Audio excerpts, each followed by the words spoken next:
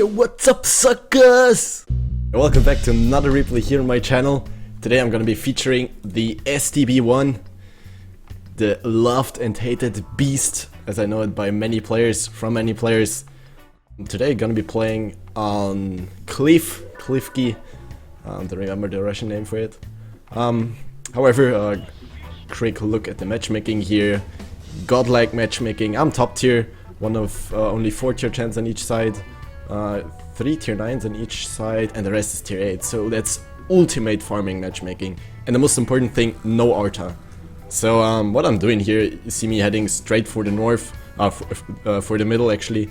And what you want to do on Cliff is always control the middle area, because this is where the game gets decided. It's this middle hill, this donut here, as people like to call it, and also the main hill with the lighthouse on top.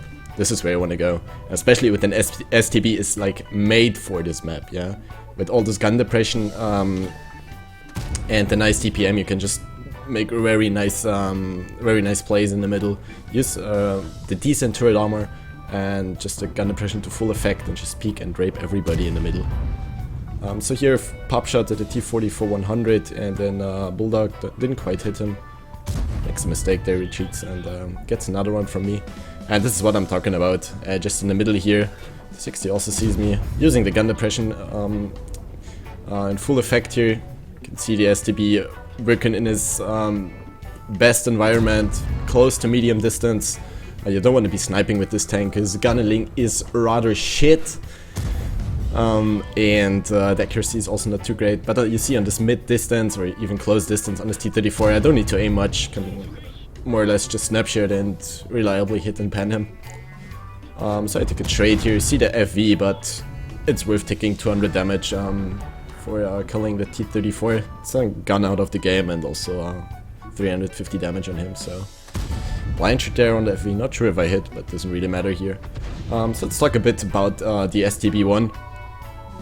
As I've already mentioned, sick gun depression, minus 10 degrees, minus 12 degrees, I'm never sure with those values. Second best DPM in-game, I believe, after the 430, and just very mobile, and yeah, just a very nice tank. It's a very hated tank by a lot of players. Like, my relationship to that tank is kinda a love-hate relationship, because on one side you can have those brilliant games where you just farm everybody with the gun depression and with the DPM, and the next game you just won't hit shit because the gun keeps trolling you and keeps trolling you and keeps trolling you, and just can't literally hit a barrel or a barn from the inside, yeah. This is what sometimes happens with this tank. So the CDC here tries to outplay me, put a quick snap into his turret. In return, I would trade with this guy all day long, but since he has a fairly good position there, I don't want to try. Like, that snapshot was kind of lucky, so I'm not going to try again. So what you saw me doing here was taking the hill now, as I've cleared out the middle first. And this hill, what it really allows me to do is to just dominate from here. You can shoot down at these heavies. CDC is a bit annoying, but I need to deal with him later, or first, you know. He's actually not doing any trouble, he's just there, so I'm trying to hit the IS-7 instead. Yeah, IS-7 turret roof from above. He's not gonna bounce me with that.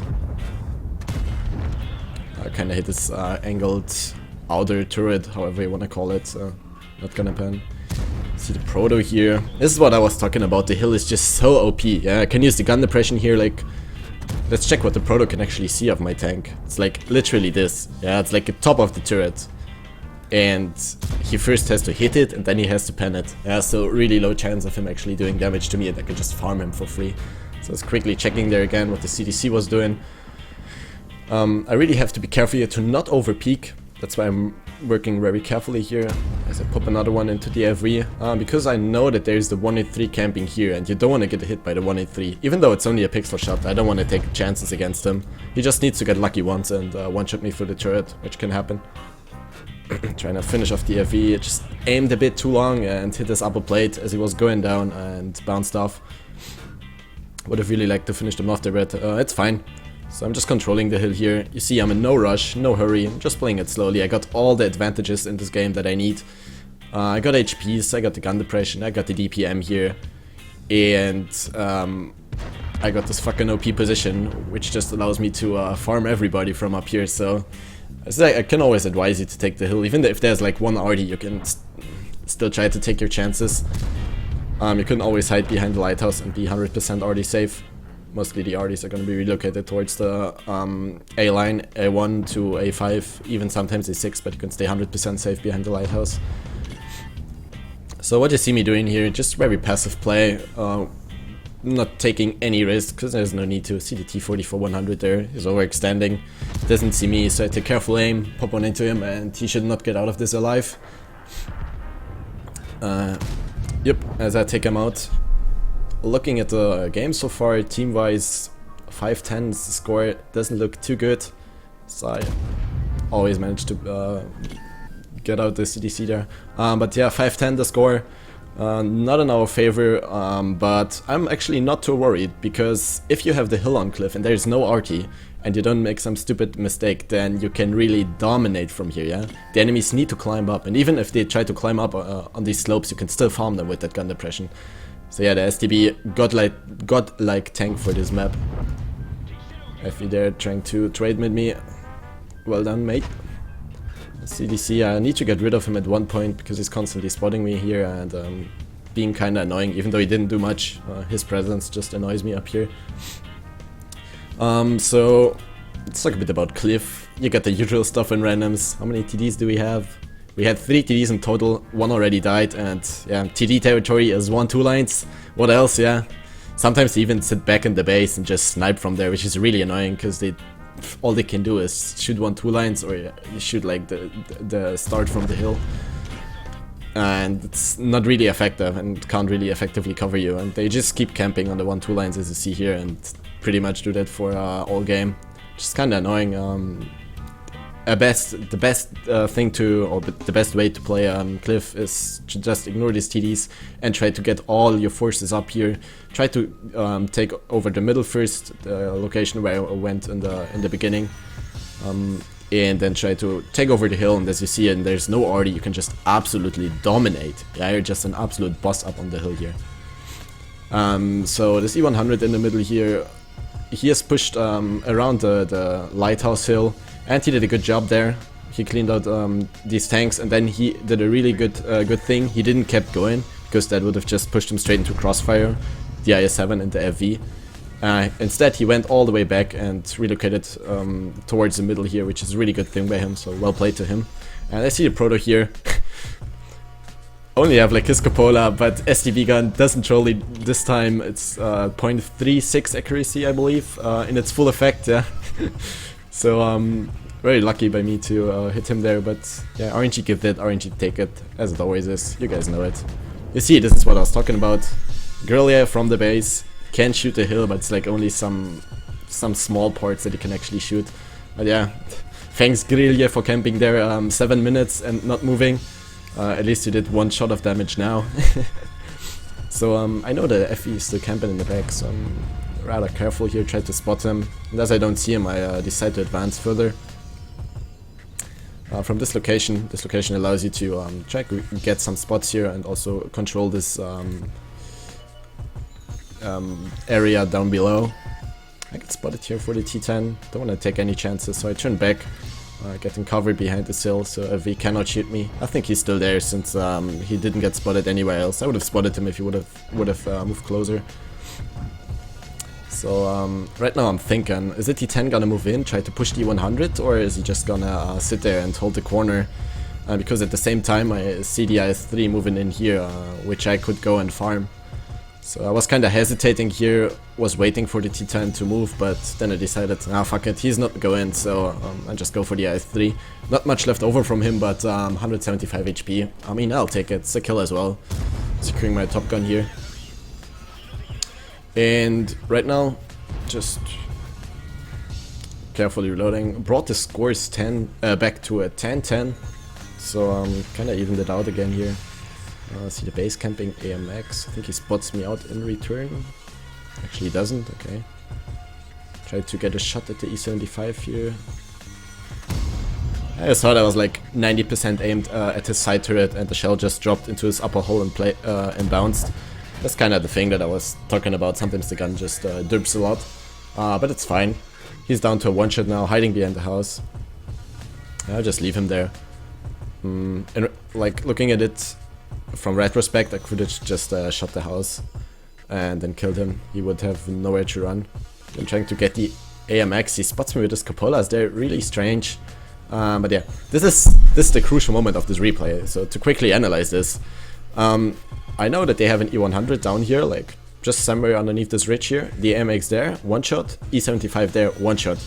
And I see the Death Star popping up behind me, not aiming at me yet.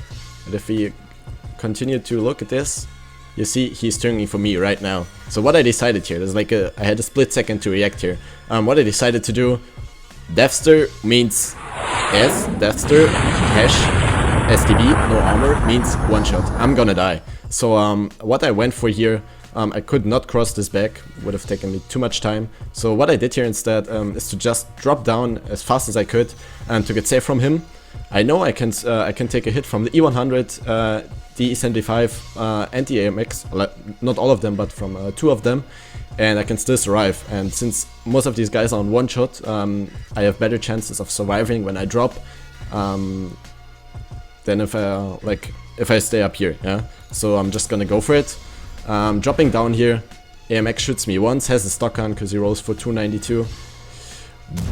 Worst shot in history on the E100, hit his track reel there. Really bad. Conqueror takes him out though in return.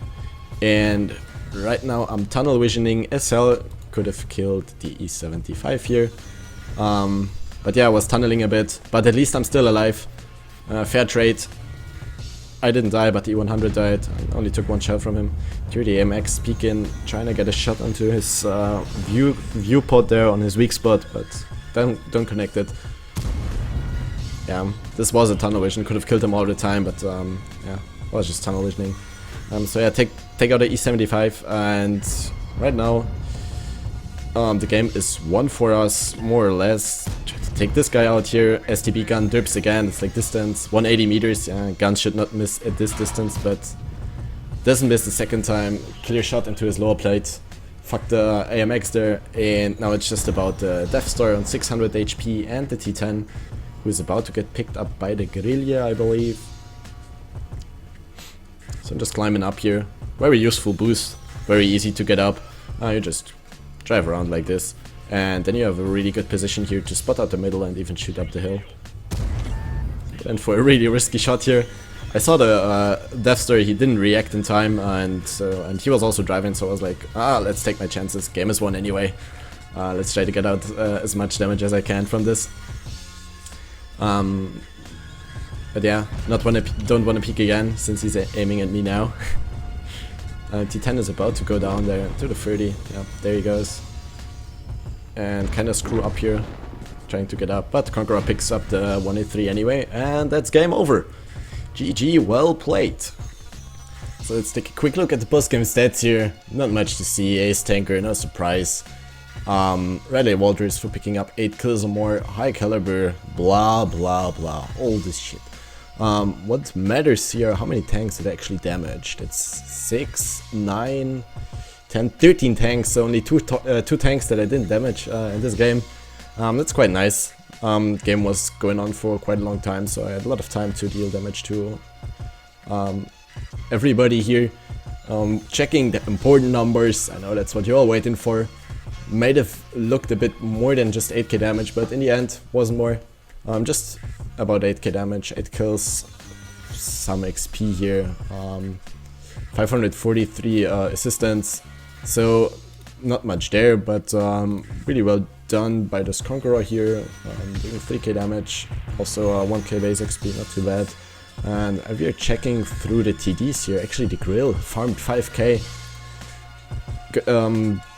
A bit surprised by this, because considering everything he did was camp in 1-2 lines the entire game long, I guess the enemies were just worse, even worse, they're just sitting there and like, ooh, Guerrilla is shooting me, let's get shot again.